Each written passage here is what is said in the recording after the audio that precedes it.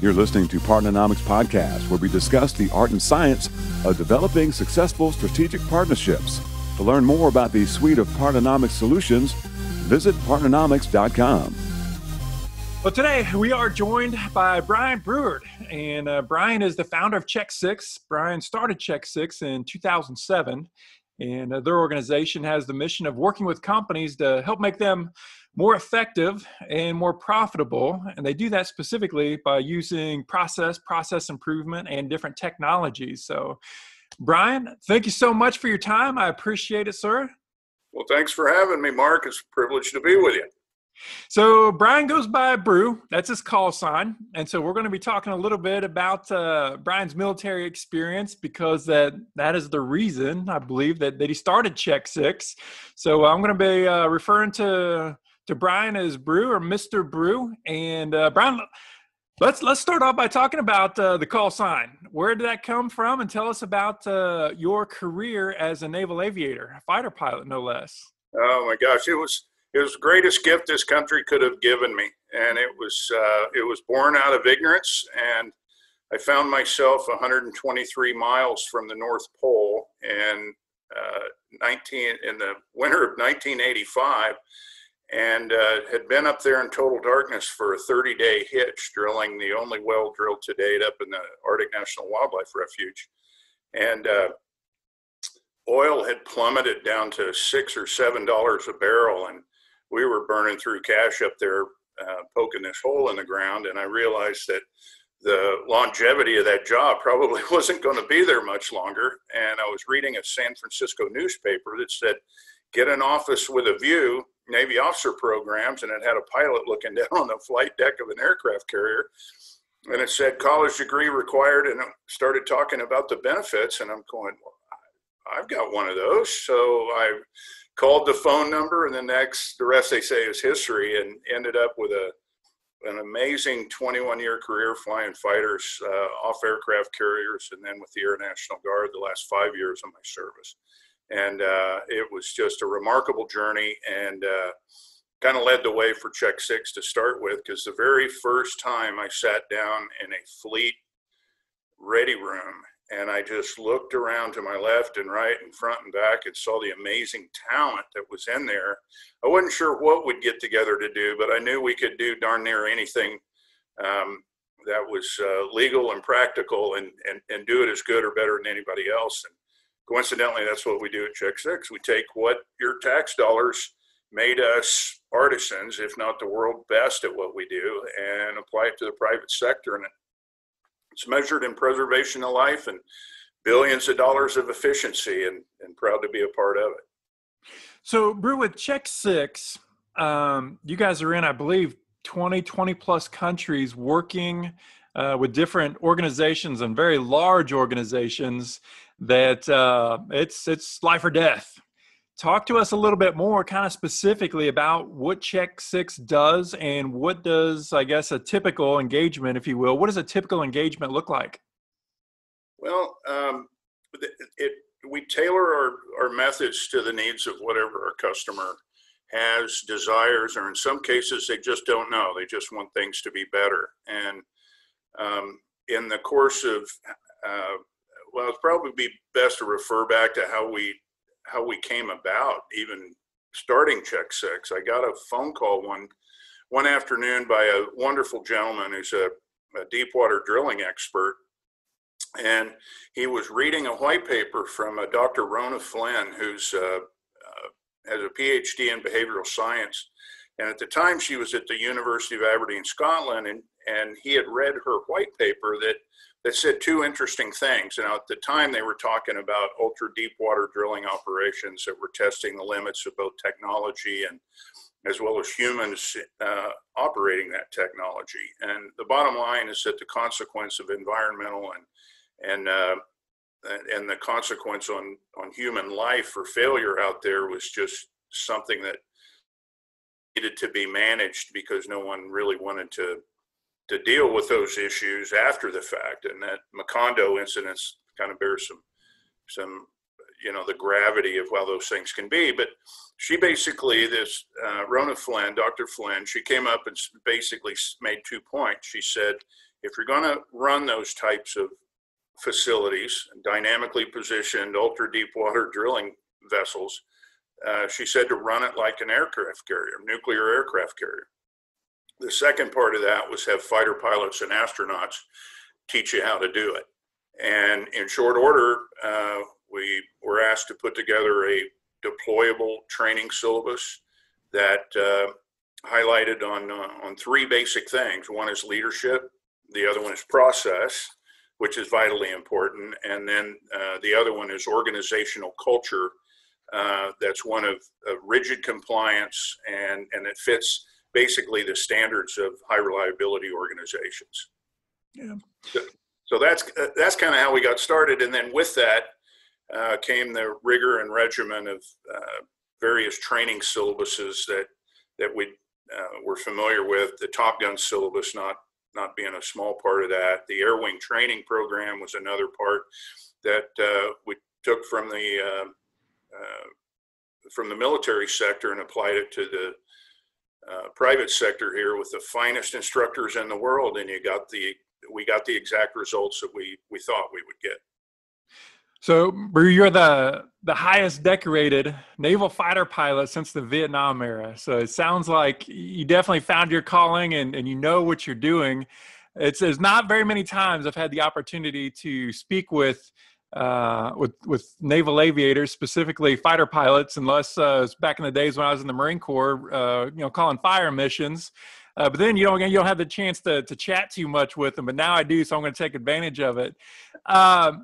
What is it like? Well, I guess first question, what kind of aircraft did you fly or fly mostly? And then number two, what's it like dropping down on an aircraft carrier?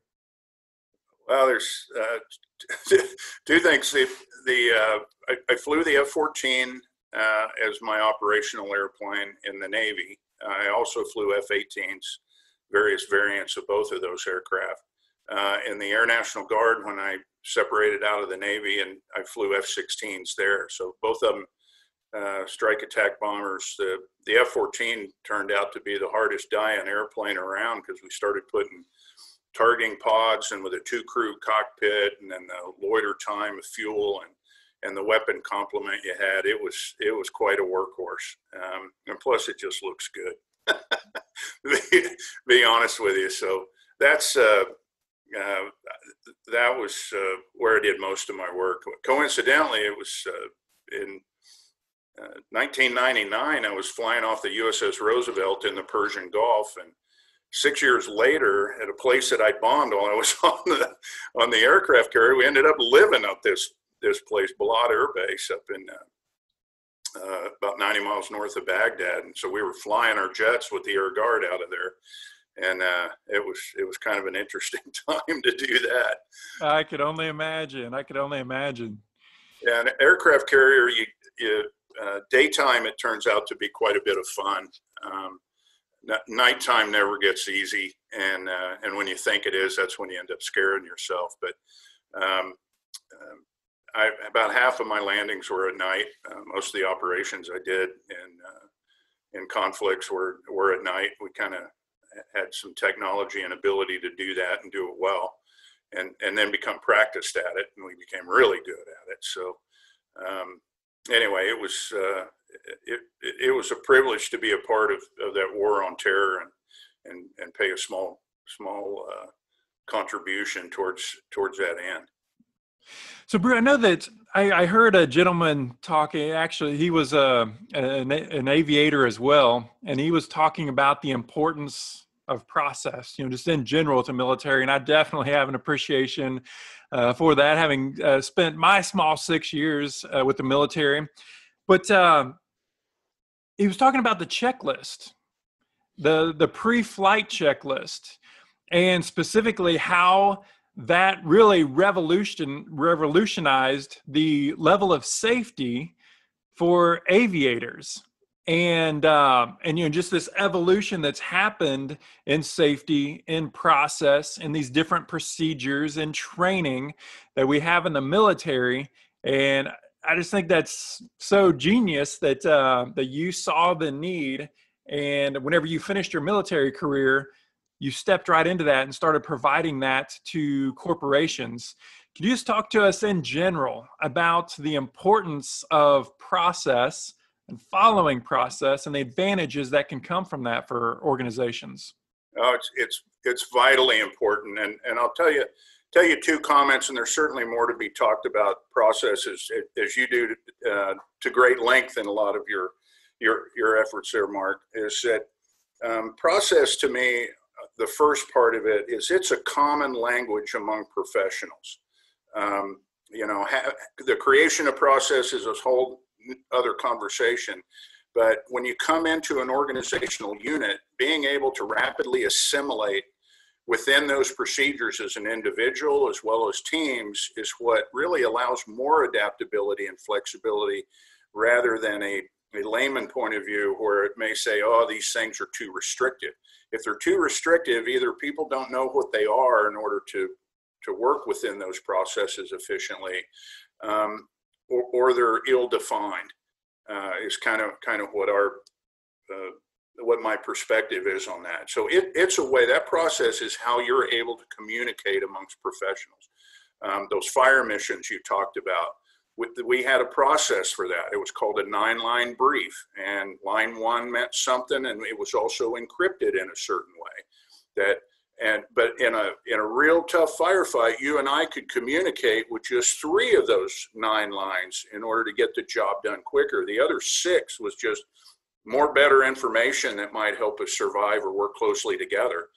But, it's those kind of processes that allows for rapid, expeditious accomplishment of tasking. And whether it's in the military or in the private sector has it has a safety component to it, but it also has that profit motive component to it that at the end of the day, we have to be able to work within the means that we have, and we have to deliver a result. And that result in many cases is bottom line dollars, or in some cases it could be to, solve some loftier problem like a offshore blowout that's pouring 25,000 barrels a day into the Gulf of Mexico every single day. And okay, now game plan. So process is vitally important. The second thing I'll say about that for me is quite personal, because I had the fortune or misfortune of crashing one of your airplanes. It was a TA-4J Skyhawk. It was a trainer jet, 2-seat front back type of Vietnam Legacy era attack airplane.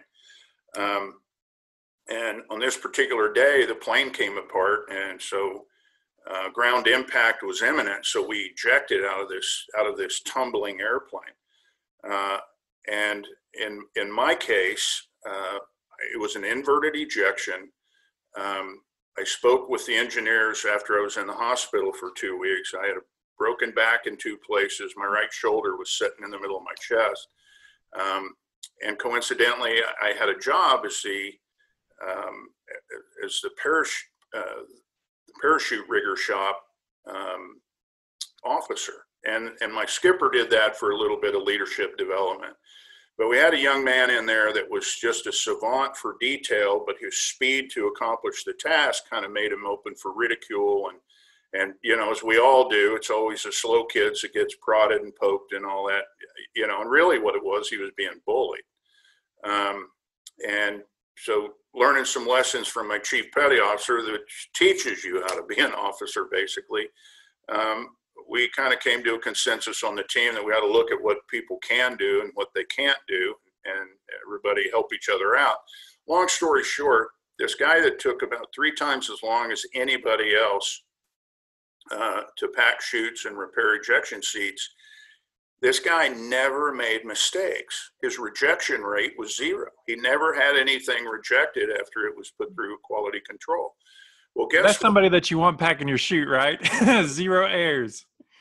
It absolutely is. Well, in the course of this, where I was upside down and ejecting down, your ejection seat that you're in separates from you. Your parachute opens up. Well, the ejection seat came back down and hit me. And it didn't hit me. It hit my parachute assembly, missed my head by how it could miss this big head, I don't know, but it did.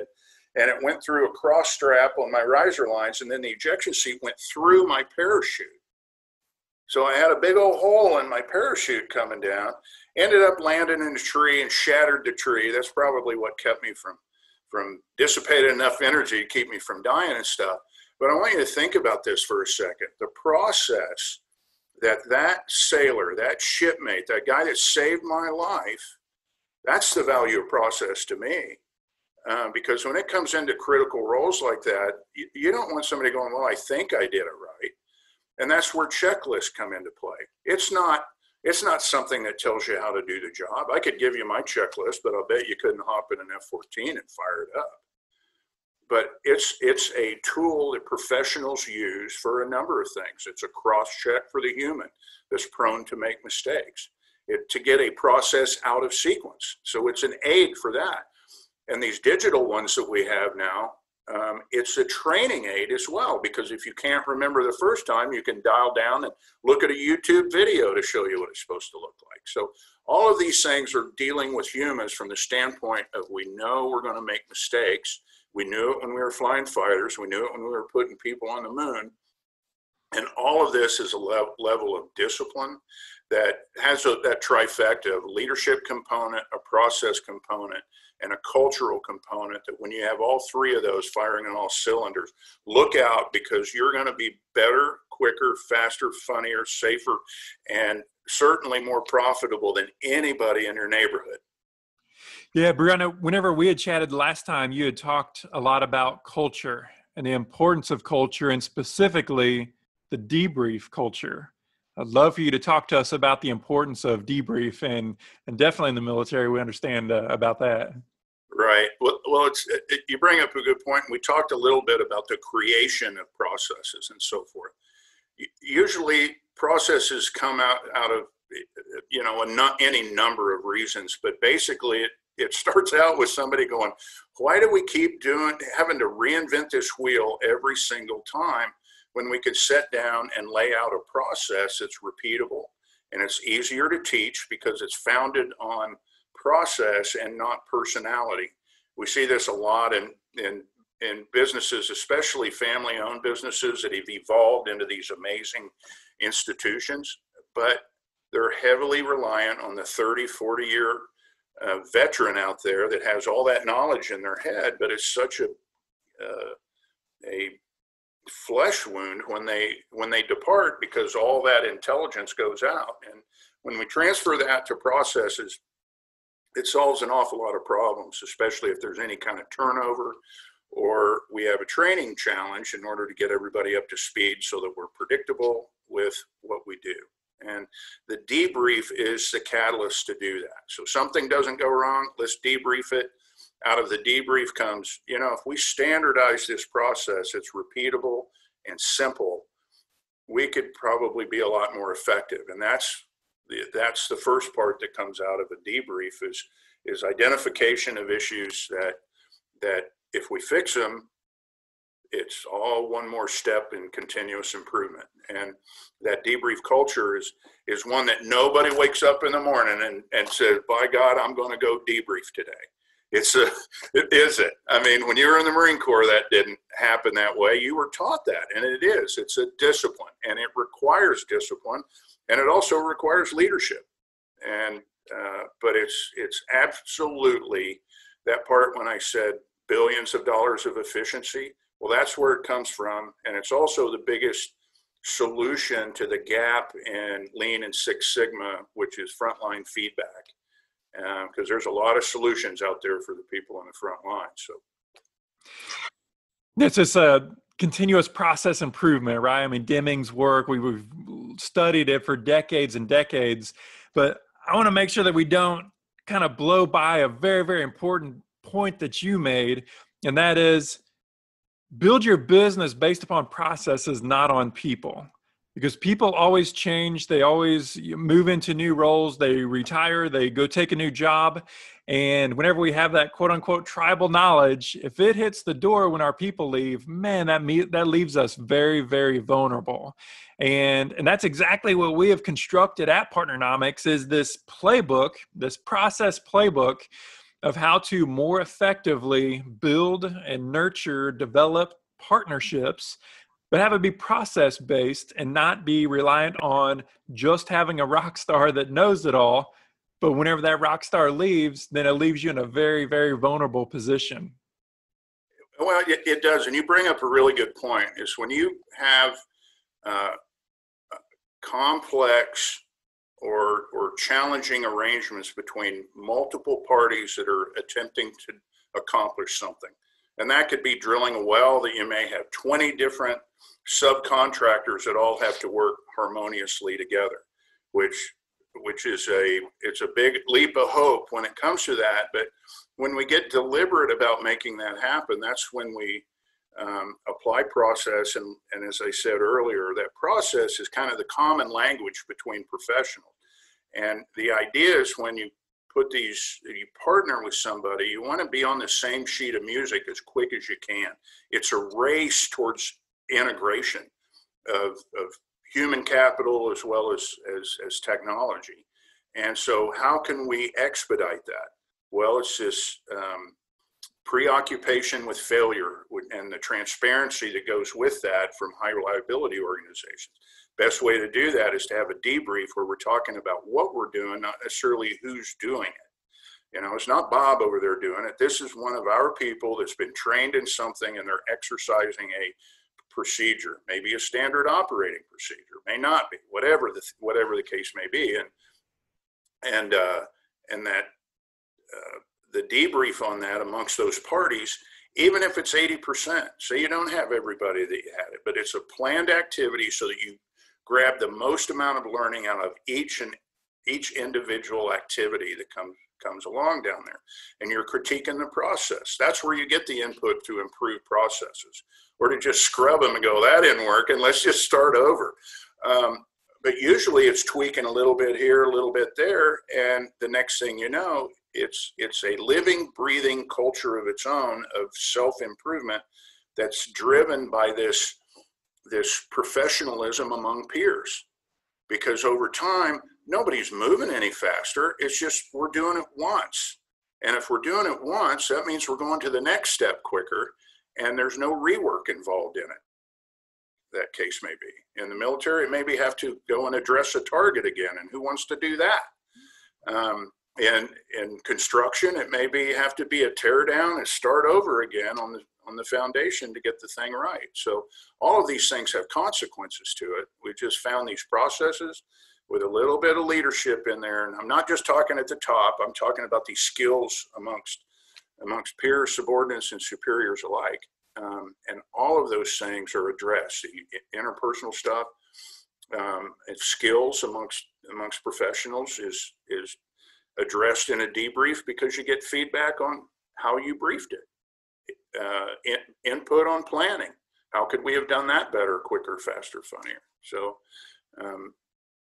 anyway, I got down that road a while. That'll teach you, Mark. Brew, I'd like for you to chat with us a little bit about partnering and partnerships and what Check 6 has done. I know you guys done a lot of work in mining and rail and transportation and energy, a lot of different industries that you guys work in. But just talk to us about the importance of partnerships and building relationships over the last 13 plus years with your company. Well, it's really been a fun way to go, because obviously all of us that have been in the industrial complex have seen how acquisitions work of technology, the implementation of technology, and some of these things. In a lot of cases, it's, my God, if I ever see something implemented like we had in the military from time to time, we go, we certainly don't want to do it that way. So from that standpoint, you see a lot of things that worked well, but you also see a lot of things that didn't work well that translates very easily into the private sector on things like what not to do. I mean, that sometimes that's as important as anything else. But the partnering we've done has been some interesting things. We evolved some moderate fidelity simulator technology that was for the F-35 Joint Strike Fighter pilot training aid at one point, and modified that into a crane simulator that ultimately got evolved into a well control simulator that had no human involvement with it. It was a virtual instructor that would put you through 10 to 15 minute segments on doing challenging things like killing a well that was about to blow out and what to do. And the result of that has been very short tenure people that have been put in responsible positions of managing well drilling operations with a very little time in that role, only to have a kick take place, and they responded to it like that, and it was a non-event. And you know what it's like when things blow out, oil gets on the ground, or fires erupt, or somebody gets killed. You know, those are things that make the news, and they have they have bad consequences to everybody, and for good reason.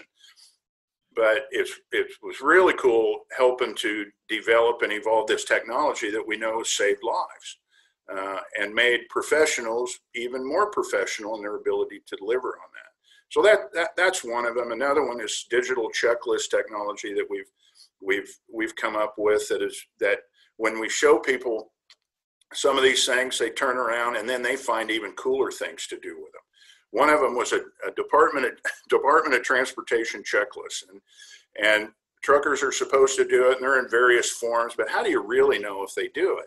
Well, this digital checklist allows you to do that. And what came out of this one manufacturing company that was overridden by, hundreds of thousands of dollars of DOT fines, because you're a target of lawyers and you're a target of the police, and for compliance on that, because there's so many infractions of it. But it took it when they did this checklist and could verify that they did it, their infraction rate went to zero. If you did a checklist, you didn't get pulled over. And that was a lot of money for that company. But then what did they do with that? Well, they figured out they added one more thing on there, which is tire tread depth.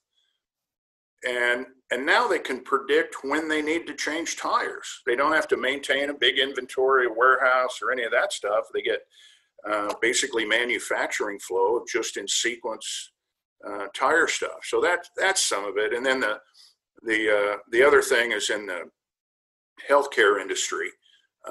We're looks like we're going to be able to make a big difference in verifiable compliance. So reimbursement rates to hospitals are what they're hoping that they are, because they can verify certain compliance measures that in some cases would restrict the reimbursable that they might get back.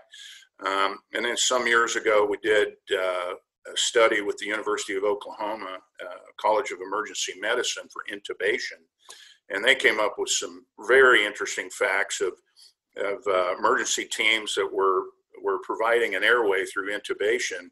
If they used a checklist as a team doing it, they could establish that airway in half the time of practicing medicine, which was a single leader that was directing everything as opposed to checklist utilization. So that's certainly some of them. And then people find out that what our skill sets are, and they're numerous. And next thing you know, people find out things to deploy us to make cool things happen. Like you said, whether it's a trucking company figuring out how to save millions of dollars, or it's hospital systems figuring out how to save dozens or hundreds of lives, each year, it's big stuff. It's big stuff. Brew, I want to ask you, what kind of advice would you give to a leader that's moved into a new company, taken over this new team, and come to find out there is no playbook? There is no playbook to follow. Where should they start? It's interesting you ask that, because there's two things with that, and all of them have the same outcome. Either there's no playbook, or they have a playbook, but nobody knows what's in it. And both of them deal with has an ignorance part. Doesn't mean anybody is lacking, skills between the ears. It's just, if you don't know, you don't know. But the very first thing to do is kind of define what alligator's closest to the canoe, and then debrief where your current situation is and where you want to be. And out of that, you're going to get some initial ideas on where to start is establishing process. And the thing to keep in mind is that you want to start an 80% solution is good enough, and then test drive it, but be very forward-leaning in adapting and improving on those processes. Many times people get wrapped around the axle of it's got to be perfect, it's got to be perfect. Well, we all hope it's perfect. But at the end of the day, and it's one of those things of a high reliability operation is being sensitive to operations. If all we had to do all day long was contemplate instead of do, that would be a different story. But we got to get to the doing part. So, you bring in, you debrief it, you identify those things, and pick out things that are bite-sized that you can do in a week. And you build on those things and have the persistence and tenaciousness and the leadership component. Remember that part up there. And then be affecting that leadership within everybody below by, the culture in which how you interact with those people. Obviously get them bought in on what they're doing, but have them realize they're responsible for establishing a process they themselves are going to use. So it's kind of one of those things where you, instead of a top-down direction approach, you maximize all the resources around you and give deference to expertise and task them, empower them to come up with what those processes are to start with.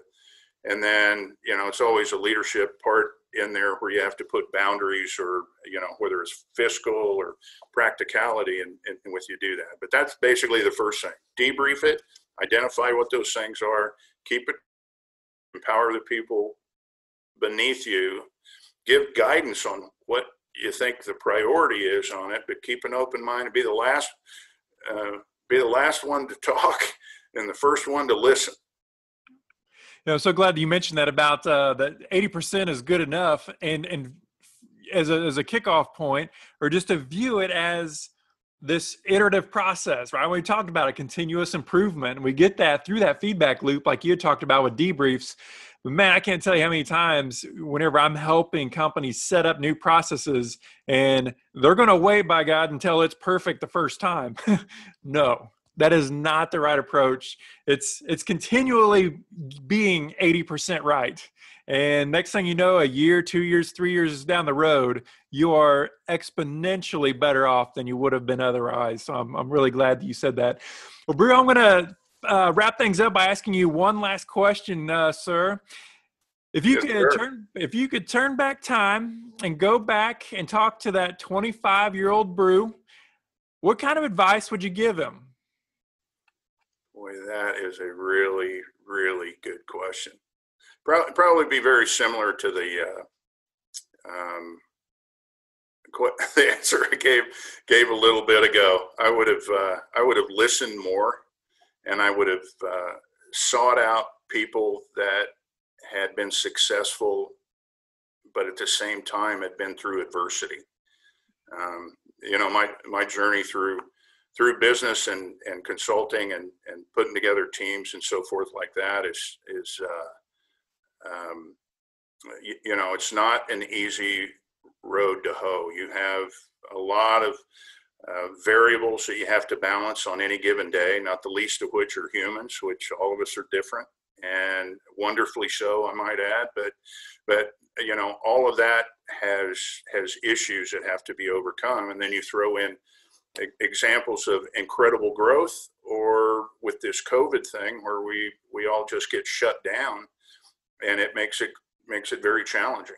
On a personal note, with the people around you that you love and care for, and then the circumstances and the reality that you have to deal with. But as far as what would I tell myself back then, it would probably be that, and